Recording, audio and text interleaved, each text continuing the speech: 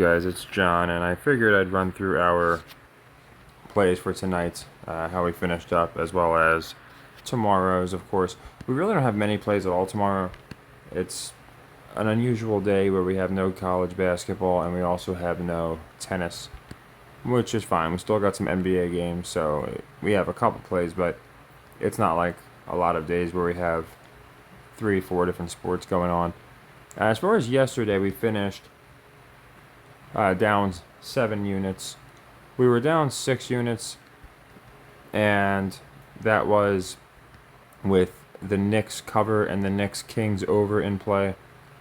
We missed the over, so that knocked us down to 8 units, but we were able to minus 8 units, and we were able to get the cover, which put us back to minus 7 units, which put us, because we went into the day at 18.85 in the positive, plus 11.85 going into today, which is our final day of the week.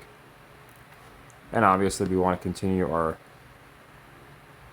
what I believe to be very impressive streak. It's a 10 of 11 straight now, not straight, but 10 of 11 weeks now we've had a profitable week, with the only losing week being minus 4.4 units. So even our bad week wasn't a horrible one, but I want to keep it up. I think it's more so the system than my picks themselves. I think we have some good picks, but it's really about the money management and the discipline. So anyway, for today, we started off -2 because Duquesne did not go over and Florida did not win. They got blown off the court. Back to -1 because the Bucks got the easy cover, and then puts us up plus +0.3 because 1.3 for the Mavs. So just 2.3 with the Pistons cover. I thought that was going to be a lose cover type deal, so plus 2.3. And we lost 4 units because Zachary just got creamed. She did not cover the 5.5. So that puts us, taking away the 4 from the 2.3, minus 1.7. And then minus 2.7 because we had her for a unit winning. Then minus 3.7 because we had Rory winning and Scotty winning, and I went into, when I did this, I said we're going to do the results of these on Sunday because that's when they finish out, that's when they're graded. So minus 3.7 plus 6 puts us at plus back to 2.3. So nothing crazy. Scotty really came through for us and saved a bad day. Again, whether you want to attribute the 6 units to today or Friday or Thursday, I always attribute it to when it finishes out. But right now we stand, it looks like plus 2.3. Again, thanks to Scotty coming through nice.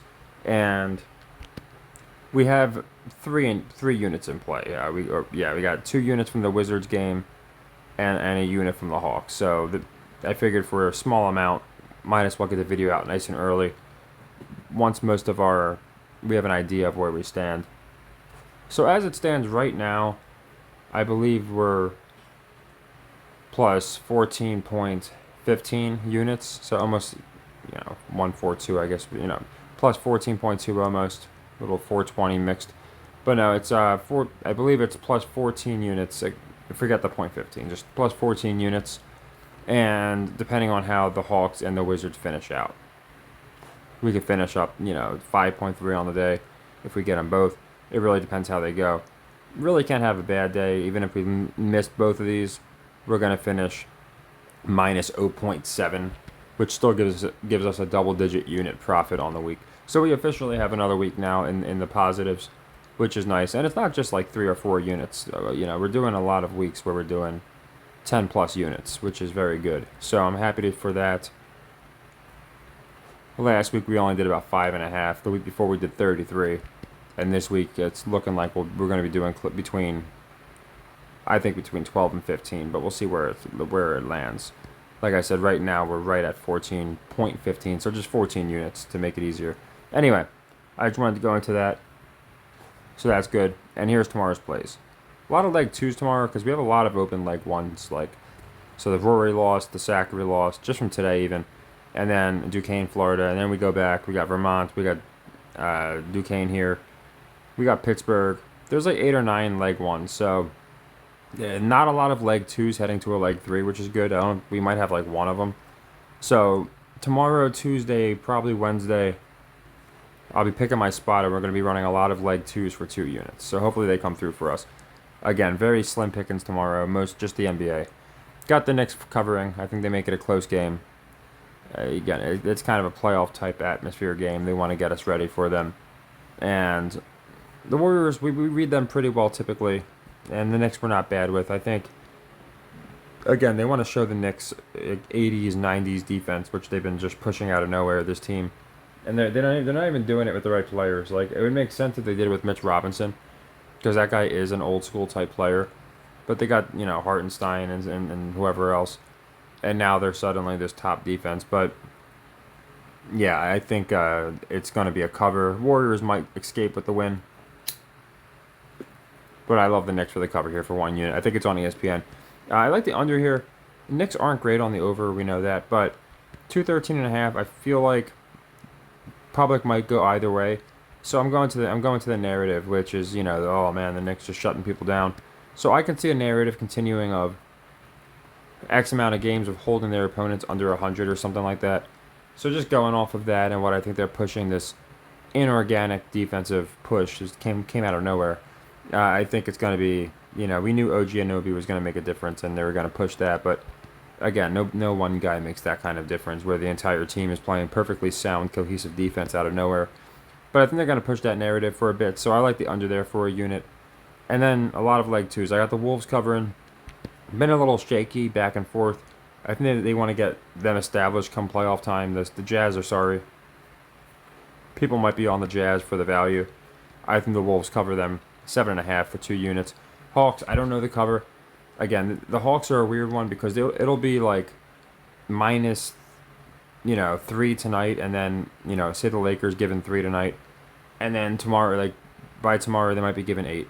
What I'll say is around midnight usually, because I just like to do them before I go to sleep, to be quite honest. I'm probably going to lock mine. I can't imagine it's going to swing that heavily, so I'll be looking at the opening and closing line. They shouldn't move too crazily, but either way, whatever line you get here, I'm taking the Hawks for the cover. As I've gone into before, I do try and match up my line to the ESPN line. So if the ESPN line in a few hours opens and it's like Hawks +6 or something, I would go ahead and take that. I don't care what the line is. Obviously, if it's a certain line, then sometimes I'll play the money line, or it looks like a real trap. I'll make it for 3 units or 4 units. But I think I have an idea of where the line's going to be. I usually call the lines pretty good. Like, we played Zachary blind, and I thought it'd be 205. She wound up getting like 225. She was actually getting more on a few people's books. A couple other times, with games like with the Hawks involved, I thought, okay, they'll probably be getting 3.5. They were getting like 4. This game, I feel like they'll be getting between 6 and 7. Now, I might be way off. You have these fake injuries, all these different things. They might have Anthony Davis, quote, injured, which will, make it where they're not getting that many. But they're getting 9 versus the Clippers. I feel like they're going to get a few less against the Lakers. But either way, like I said, I'm just going to take them to cover the spread, whatever the spread is. I think they'll cover it.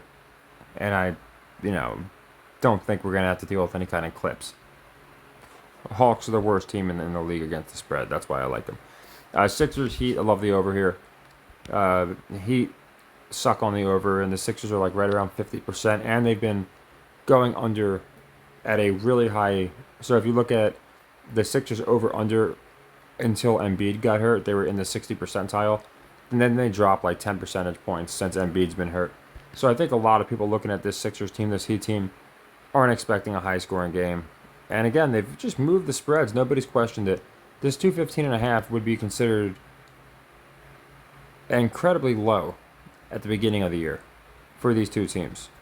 215.5, you would maybe see with like the Timberwolves versus the Bulls or something. Two teams that play like a slow pace. And now you're seeing like Pacers versus Warriors set at like 230. I think the Pacers playing the Cavs is set at 220 something. So it's like, how are people not questioning how suddenly the scoring just dropped off a cliff? At the same time, people were complaining about the All-Stars being rigged. Not rigged. The All-Stars being unwatchable, I should say, because we know they're rigged. They admit that. So it's kind of ridiculous. I think we're going to have an over-under set in the 190s pretty soon, which again, we hadn't had for years. It's not like it was going back and forth. Like the whole year I did basketball last year, I noticed it going up, and the whole year doing it this year, I noticed 230 was like the new low. Teams were getting like 220, 230, and on the high end they were getting like 240s and 250s. And now teams on the high end are getting like 220, 230, and on the low end they're getting like 202. It's crazy. Anyway, I think it goes over. Just crazy how quick, it can be instilled upon people. Blazers, I like them to win just for a unit. Plus 225. I like the odds. I think they can get it done.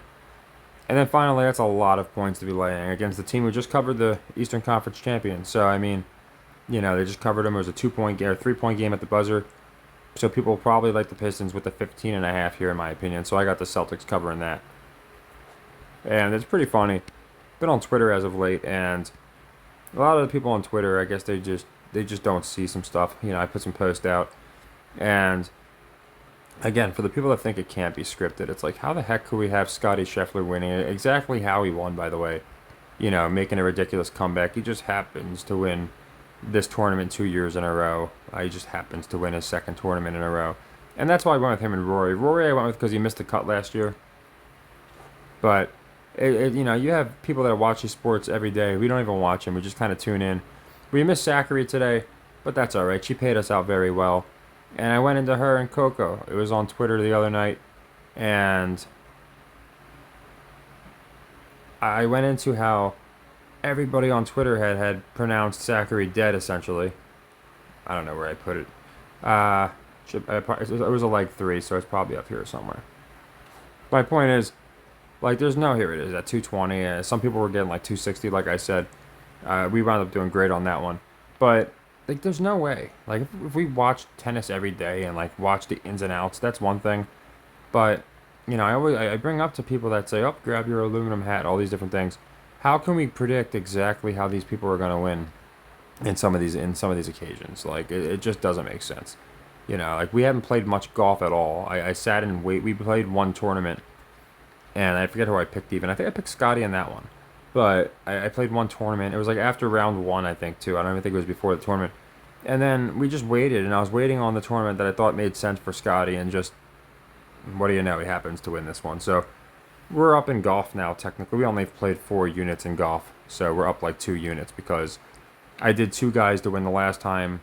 Same deal. I think, I went with Cantlay and Mahoma. That was it, because I thought the names were funny. Patrick, Mahoma. So that was actually more just stupid symbolism that didn't work out. We played the narrative here, and we knocked it out of the park. So, yeah, another good week, and it's funny just going on Twitter. I'm going to start using Twitter for live action, so anyone that's not in the Discord, if you want to get in the Discord, join, because we have a lot of people that give live alpha in the Discord, and I'm going to be watching a lot of Twitter to comment what I believe, because I'll watch something and it'll be like, this person looks like they're selling. And with Zachary against golf after the first set, and then she blew the second set in the worst way ever, she just completely melted down, the Titanic glacier just did terrible. It was one of the worst meltdowns I've seen. And then I go on Twitter. I was already on Twitter, and there's every person basically saying how Coco is the most resilient player ever, and Zachary is a joke, and how Coco has it in the bag now. Then she breaks her to open the set. Everyone basically declares Coco the victor, and that made me kind of confident. I said, man, there's got to be a lot of public on Coco here. Sure enough, Zachary just turns around and looks like a Steffi Graf. So it is ridiculous, but I will take it. But yeah, it's funny, the people that still think that these across the board aren't scripted. I don't think we could be winning at the rate we are if it wasn't scripted. Years and years ago, when I just degened and would bet a lot of money on stupid games, no system, just betting who was the better team, I got pummeled, and I'm sure I'm not the only one. So I'm glad people are doing well. Again, we're well over 100 units since starting, and I'm happy to, again, the more consistent part is 10 out of 11 weeks we're in the positive. Of course, we're in the positive since inception, and looking at a double-digit positive week this week. Scotty really came through, and Zachary, even though she lost us 5 units today, she really came through, believe it or not, because we got her twice, don't forget. We got her for 8 units. Then we got her on a parlay for another like 5, 6 units. So Zachary came through nice for us. So happy for her. And yeah, hoping that we can start off Monday strong. Not a ton of units at play, but again, every time you start have a good Monday, have a good Tuesday, just a good start to the week, it makes it where we have a cushion in case we have a rough weekend. This weekend was looking like a loss, but again, Scotty wound up just, taking his spinach and going absolutely insane. I think he shot like 9 under on the round, and they just happened to win by 1 stroke. But of course, it's not scripted, right? So yeah, I think we sit at 2.3, like I said, and it's either going to move to 5.3 or 0.07, or 0.7. So it's going to be basically a positive day no matter what. Hoping we get the Pistons and Wizards just to have the 5.3, and we'd be over 15 units on the week, which would be very nice. So yeah, here's tomorrow's plays. I think there's some playoff ramifications here if you look at some of these matchups. Like, not the teams playing each other, but again, ramifications. So Lakers, they could get upset. I don't think so, but I think they're keeping it where the Lakers and Warriors are going to be 9 and 10. I think that's just so obvious. I think they're going to get the Heat out of the play-in. I do. I go into this in a video. I'm not sure where the Magic sit. To me, it just makes more sense you put the Magic in that spot. Nobody likes the Magic. They're a boring team. Magic, Bulls, Hawks, and whoever the fourth one. They're just boring teams. They really are. I imagine the Sixers are going to be the fourth one because, again, they're out with it. They have no Embiid the rest of the year, so I don't think he's coming back for the playoffs. So to me, it's just a very boring team. So I think they're going to put the boring teams in there. What's funny is you have like the most boring teams in the East, and in the West you're going to have arguably the most exciting teams, in my opinion. Mavericks looking like they're probably going to avoid the play-in, but I think between them and the Suns, one makes the play-in, and then I think both the Lakers and Warriors do, so that'll be pretty funny. So anyway, again, not a lot of plays tomorrow, but I figured we'd get them out since we have 95% of an idea of what's going on today. Again, can't finish in the negative for the week. Can't finish under double-digit units, I don't think, for the week positive. And just 3 units in play, so I figured, why wait 3 hours when we can get them out for anybody that, doesn't want to have to wait till 11:30, 12. It's unfortunate, not unfortunate, it's not ideal because, of course, I would like to have every game out 24 hours before the next day, but you just can't do it with lines. They change too much. They don't even have lines 24 hours in advance. So, the best we're looking at is doing it the night before. And I think we have a good schedule going on, to be honest. I like our schedule. But if I can do it earlier, I will, just because it gives you a little bit more time. So yeah, don't worry too much about the Hawks Lakers. Like I said, whatever line you get, just look at ESPN. Make sure it's relatively close. Take it. If it winds up being a ridiculously close to the spread game and it's one where maybe half the people would have got clipped, I'll run an extra leg 3 and we'll cover it, But I'm pretty sure we'll be fine there. Just wanted to go into that.